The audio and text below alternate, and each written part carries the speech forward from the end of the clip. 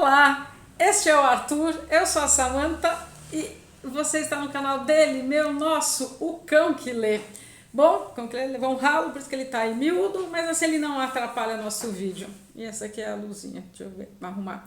Gente, hoje nós vamos falar, hoje eu fiz questão de trazer um livro que eu já estava querendo trazer há muito tempo. Deixa aqui as marcações, porque o cão também comeu. Bom, enfim, vamos trazer o primeiro Dostoiévski. Não sei dizer se é meu favorito ou não, mas tem uma coisa aqui que eu curto e curto não pouco. Boboque é um conto curtinho, delicinha. Eu indicaria, acho que depois. Bom, acho que é um dos russos que eu indico para quem quer adentrar na literatura russa, que pensa, mas é chato, ou é complexo, ou eu não vou entender. Não, nada disso. Boboque é um conto. E assim, esse livro é curtinho, mas ele é uma aula, tá, gente? É um dos livros assim que tem um umas explicações fantásticas, que eu até separei outros livros que, se você já leu alguns desses, ou vão servir como apoio para esta leitura, ou se você já leu, você vai gostar dessa leitura. Então vamos lá, tá, Samantha, do que se trata o conto, né, para ser tão divertido assim e iniciar na literatura russa? Bom, amo Dostoiévski, não tem como, aliás, não tem como um psicanalista não amá-lo, porque ele adentra mesmo a psique humana. Tá, do que se trata Boboque? O conto é muito divertido. Você quer morrer de rir? Este é um livro para rir. E é engraçado que as pessoas pensam, né? Imagina, literatura russa, vou rir, o negócio é pesado. Não. Ó, pra vocês terem uma ideia mesmo, da onde começa. Aqui, ó, Boboque, né? Página que já estamos na página 9 quando começa. Na página 41 acabou. Ah, lembrei que eu estava procurando. Aqui a foto do queridíssimo senhor Dostoiévski. Feodor, onde acontece o conto da página 9 à página 41. Por quê? Porque aqui já vem o Paulo Bezerra, que foi quem traduziu direto do russo, e ele dá toda uma explicação. Então, este livro aqui, ele foi muito, não pouco, já analisado. E isso eu gostei muito depois que eu li, porque quando eu comprei, eu estava numa fase bem novembro de 20, dezembro de 20, logo na sequência eu li Memórias do Subsolo. Não vou fazer um comparativo, mas vou falar, porque eu vejo muita gente com dificuldade de entender e não é difícil esse. Mas vamos por partes, tá, Samantha? O que é, quem é, do que se trata o conto Boboque? Primeiro vou ter que começar pelo título. Boboque tá aqui logo no início. O que significa isso em russo? E significa fava. Literalmente fava. É isso que está escrito. Aí você vai falar, tá, você não tem daí? O que é fava? Gente, fava é algo que não conseguiu sucesso, algo que fracassou. E aí, na primeira na primeira página, na primeira, não vou dar spoiler nem nada, ele já, o protagonista, que é o Ivan Ivanitch, tá? Não confundam com o Ivan Ilitch do Tolstói, Ivan Ivanitch. Quem narra o conto já começa aqui, que boboque, que boboque é esse? Preciso me divertir. Então é assim, que fracasso é esse aí? Então vamos lá que eu vou me divertir. E aí a história realmente começa, porque assim, a pessoa pensa, poxa, eu quero sair, quero me divertir. Tá, só que ele vai parar no enterro, ele vai parar no cemitério. E enterro no cemitério não é muito lá o nosso conceito de diversão, né? Porque ninguém sai para se divertir, vai parar no enterro. Pois bem, do que Dostoiévski usa aqui, que depois aparece, eu vou mostrar outros livros que é citado aqui atrás, tá? Não é análise minha, eu estou só esmiuçando o que foi dito aqui atrás, porque esse livro é uma aula e é interessantíssimo. O Dostoiévski usou neste conto muito de menipeia. Você vai, Samantha, ela vem com aula? Não, gente, eu não sou de letras, eu sou psicóloga. Mas o que é menipeia? É um gênero literário que usa da sátira, por isso que é muito engraçado. Só que aqui é uma sátira, e eu gosto muito de sátira, porque chama gente inteligente que usa de sátira, mas a menipeia é uma sátira sem uma finalidade moralista. Então não tem uma liçãozinha de moral. Aí você vai falar, tá, né? E daí? E eu com isso? Não, você com tudo isso, porque além de você se divertir, por não ter talvez nessa sublinha o entendimento de vou ter que tirar uma lição de moral, não, você vai ter que nada. não beira a fantasia no sentido de ser surreal, mas ao mesmo tempo em que parece que é surreal e que está sendo satirizado a morte, porque ele vai conversar com mortos. E aí fica a dualidade morte e vida, mas de um jeito que daí não é pesado, não é aquela coisa, nossa, vou ler sobre a morte, que tema pesado. Não, porque esses mortos, na verdade, eles estão conversando da vida. Aí você vai falar, é uma inversão? Também não. É uma sátira. Então, o personagem, o Ivan, que chega lá e começa a conversar com esses mortos e cada um vai falando as suas coisas, primeiro dá um ar de isso é real que está acontecendo, isso não é. Só que Dostoiévski vai deixando claro através da própria narrativa. E você vai sendo pego, né? É engraçado, né? Às vezes não precisa ser um calhamaço para ser tão denso e profundo, mas você vai sendo pego em que medida? Em que medida? Na medida em que você começa a refletir do tipo, o que essas pessoas estão falando ou por que a gente só pode dizer certas coisas depois da morte. Dostoiévski faz muitas críticas sociais, faz, mas aqui eu diria que nem tanto. A crítica é mais a nossa condição enquanto estado de espírito, de vida, morte, não o que acontece depois da morte, não nesse sentido, mas por que essas pessoas, esses mortos, não é que eles estão se divertindo, eles estão esperando o quê? E eles estão assim elocubrando o quê? É nessa linha mais ou menos. E como ele tem a sátira, né, a Menipé, ele usa disso, fica bem engraçado. Eu vou ter que ler para vocês sentirem o tom. Por exemplo, eu até separei aqui. Alguém estava se referindo ao olfato, né? Porque eles estão em corpos mortos, mas eles estão vivos. É meio que isso. E aí aqui, ó, referindo precisamente ao olfato, ele observou que aqui se sente um fedor, por assim dizer, moral. É meio isso mesmo, eles querem desse jeito. É como se o fedor viesse da alma para que nesses 2, 3 meses que tem que ficar aqui, esses mortos, mas que você não percebe que eles estão mortos porque eles estão conversando, meio que isso. Nós nos apercebêssemos a tempo e que isso, por assim dizer, é a última misericórdia. Bom, enfim. E aí, assim, alguém ainda fala, nossa, mas misericórdia mesmo, tá fedendo aqui o negócio. Mas o que é que está fedendo? São eles? São os corpos? Não, são os pensamentos. E aí aqui ainda ele continua, né, mais pra frente, o narrador vai narrando numa tacada só. Na terra é impossível viver e não mentir, pois vida e mentira são sinônimos, mas com o intuito de rir, aqui não vamos mentir. Então, a partir do momento em que essa premissa é colocada, aqui logo na página 37, já faltando pouco, porque ainda tem ilustrações, tá, que ainda ocupam um espaço. E ainda tem essa parte satírica, né, essa parte divertida, que ó, nem no túmulo nos deixam em paz. O que não deixam em paz? Que pensamentos? E olha só, é um conto de 1873, tá? Então, assim, tem 150 anos que essa historinha com todo respeito e aspas, foi contada, mas ela não poderia estar mais atual. Em que sentido? Da loucura, da vida, da morte, dos nossos pensamentos todos, enfim. Não dá para eu contar mais muito, porque basicamente é isso. O protagonista sai um dia e já começa a vou sair para me divertir. Reclama lá um pouco porque ele é um escritor que nada está sendo aceito, né, os escritos dele. E ainda alguém pergunta, quando você vai deixar de estar aí meio bêbado? Quando você vai estar sóbrio? Ainda chama o cara de bêbado na cara dura. Então é nessa pegada. E aí ele vai parar nesse enterro e aí tem essa conversa toda. Pois bem, aí no final você tem uma aula excelente assim, análises, que qualquer uma que eu faça ficará aquém do que já foi feito. Por quê? Porque assim, o que é legal de Dostoiévski, né? A gente está falando de alguém que escreveu este livro em 1873, mas que com certeza leu outras coisas tantas, e outras coisas anteriores. Então, por exemplo, aqui eu vou citar coisas que estão aqui atrás mesmo, porque a história é essa e você vai se pegar rindo, e rindo ao mesmo tempo se questionando, mas de novo, embora não seja moral, é aquela coisa, poxa, se na vida as pessoas mentem, se tem aqui uma parte que eu separei, né, mas eu já tirei até a marcaçãozinha e perdi, enfim, não vou falar como termina. é interessante, tem. Senão vai dar spoiler, eu não quero fazer uma análise aqui, porque a partir do momento que você adquire esse livro, você já tem acesso a tudo isso.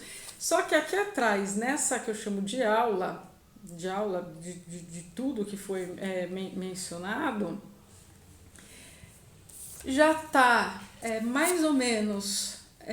Aqui não é usado disso, mas aqui para mim Freud leu, bebeu e muito dessa fonte.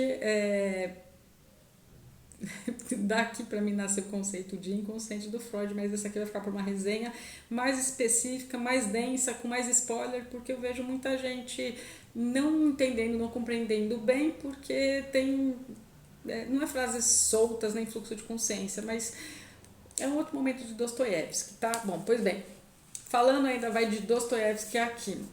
Aqui ficou meio que muito claro o que o próprio autor fez com Humilhados e Ofendidos, que aí sim já é um calhamaço, que tem de Menipeia também, mas é um romance, né? Daí já não é um conto. E tem outras questões aqui. Mais pra frente eu vou fazer também uma resenha dele. Mas você que tá aí, que já lê, já segue outros canais de literatura, se você lê Humilhados e Ofendidos, procure Boboque, que você vai gostar. Pois bem, nessa questão de Menipeia ainda, aqui atrás, dentro da análise toda, e aí tem vídeo já aqui no canal, o elogio da loucura de Roterdã. E aí o próprio, aí aqui não é nem atrás, é aqui uma parte que eu separei, aqui é a parte que eu separei para ler, o próprio autor diz várias coisas, né? Enquanto ainda não acaba. Assim, antes de acabar e ir para a aula propriamente dita. Enfim, gente, não vou achar agora, porque, como eu disse, esse livro já tinha lido, eu só bati o olho, porque você lê assim numa. Sabe quando você tem que ir num poupa tempo e o agendamento demora. Falam que é 15 minutos, mas demora 45? Dá para ler então esse livro nessa pegada, ou banco, ou Sabesp, ou qualquer coisa do tipo. É bem isso, então foi bem no pique da irritação que eu reli. Mas eu falei, poxa, isso é legal porque eu quero trazer isso. Então ele menciona o elogio da loucura, porque se você não viu, se é novo aqui no canal, dá uma olhadinha que tem vídeo dele aqui. Porque para loucura, quanto você só é feliz, né, se você é dado às paixões. Então a loucura, que é filha da juventude e da riqueza, ela aqui é tida como uma deusa, né, nesse sentido que a loucura é falada, ela diz que não são felizes aqueles que não são dados às paixões, né, quem pensa muito, enfim, os sábios. Então os ignorantes seriam mais felizes. Aqui fica bem claro, que sim também, que se você não pensa muito, que se você não... Né, você é mais feliz, porque eles discutem nesse pós-mortem o que não poderia ter sido, não o que é, mas caem-se, né, todas as máscaras, não tem como, né? Você já morreu, então não adianta você ser da pseudo-auto-sociedade, como tem alguns personagens aqui que são, enfim, tem isso. Aqui também, se você tem este livro, eu não fiz resenha ainda, mas eu gosto muito desse do Gogol Capote e outras histórias. Eu ganhei de presente, era um livro que eu queria há muito tempo, em 19 eu li ele inteiro, são 5 ou 6 contos que tem aqui dentro. O Capote é muito legal, o Nariz é muito legal, mas o meu favorito, que merecia um livrinho só para ele, é Diário de um Louco, que é citado aqui também. E não é, então se você tem este livro, já leu, gostou do Diário de um Louco, vai amar esse aqui. E não é que beira de novo o absurdo, é porque talvez às vezes usar do absurdo para falar de coisas reais é mais palpável. Até aqui ficou uma coisa bem interessante, que durante a história, né, o próprio Dostoiévski fala, os russos mentem. E por isso que eu fiquei muito chateada quando começou a guerra contra a Ucrânia. É claro que os russos não deveriam ter invadido a Ucrânia, mas eu não gostei vamos cancelar os autores russos. Não, gente, eles com certeza seriam os primeiros a serem contra tudo isso que aconteceu, por tudo que eles pensavam, por tudo que eles passaram, enfim. Então, assim, imagina, ninguém vai cancelar nada não, gente, não façam isso. Bom, pois bem, e perdi meu raciocínio, né, porque daí eu fui procurar e falar outras coisas, e aí eu tenho tantas coisas para falar, mas não quero me alongar mais do que o livro, senão o tempo que eu tô falando já dá pra você ler e tirar suas próprias conclusões. Mas eu tenho pra mim que quem leu Boboque, famoso, um dos meus livros favoritos, embora Dom Casmurro more aqui, foi Machado de Assis, com Memórias Póstumas de Brás Cubas, e aqui atrás também, na aulinha, como eu estou me referindo, também é mencionado. Por quê? Não só porque é um autor que já morreu, né? Que até o começo é bem emblemático, quando ele dedica, né, os vermes que hão de comer no corpo e tudo mais. Tá falando de vida, mas ao mesmo tempo já tá morto. É inovador, mas assim, outro aqui também já inovou. E não tô falando qual é melhor, qual é pior, porque eu super respeito Machado, é um autor que eu tenho com muita estima, gosto muito. E fica só atrás de Dom Casmurro, porque eu tenho um amorzinho por ele. Mas também converso. Então, se você é fã de Machado de Assis, Memórias Póstumas de Brás Cubas, dê uma chance a Boboque. E ainda aqui também, no que eu tô chamando de aulinha, foi bem bacana, porque entenda, o personagem tá lá conversando com os mortos. É mencionado, aí aqui a gente, então assim, eu tenho pra mim que Machado leu Dostoiévski e que Dostoiévski leu Fédon, de Platão, sim, diálogo sobre a morte, sobre a alma e a morte de Sócrates. Por quê? Porque aqui tem os personagens conversando. Como eu já disse em algum outro vídeo aqui, qual foi o outro vídeo que eu mencionei? Que eu falei de Platão. Nossa, a gente deu um branco agora, que eu falei, vou trazer Platão. Acho que eu estava apresentando na última book Prime Day, a dicas de livro de Prime Day, tinha um Platão. Não este, tinha um banquete. Estava em promoção, mas dei uma olhadinha nos diálogos. É uma ediçãozinha bem velhinha, mas Fédon deve ter. Fédon se trata de quê? Dos diálogos acerca da vida e da morte. Como Platão colocou, ele coloca Sócrates como sempre um dos personagens dos diálogos, e cada um vai contando o que pensa sobre a alma, sobre a vida, sobre a morte. Aqui é um diálogo sobre a morte, tá? O que acontece na morte. Só que aqui a gente está dentro de um cemitério, né? Então, assim, dentro do cemitério a gente está falando de quê? De morte, mas morte barra vida, porque não dá para falarmos de morte sem falarmos de vida.